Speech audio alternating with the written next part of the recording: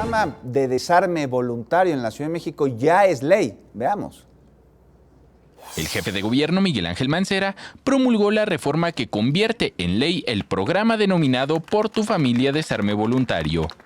Del año 2012 a la fecha, se han destruido más de 27,000 armas de fuego y se han canjeado más de 21,000 juguetes bélicos por juguetes didácticos. A nivel nacional, en la Ciudad de México, se recolecta el 25% de las armas a nivel nacional.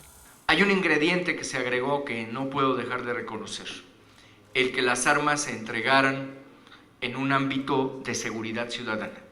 Y ese ámbito se lo dieron las parroquias de la Ciudad de México.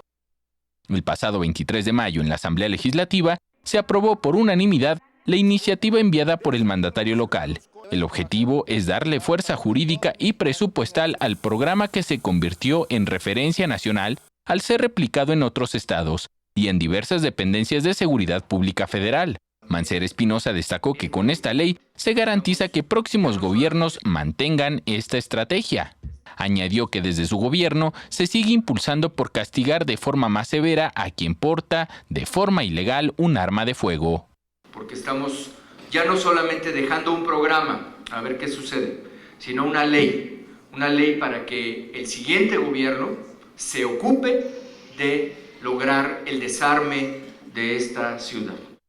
Además, fue instalada la escultura Alas de Paz en el patio principal del Museo Memoria y Tolerancia, autoría del artista Jorge Marín, quien con los desechos que quedan de la destrucción de armas formó esta escultura.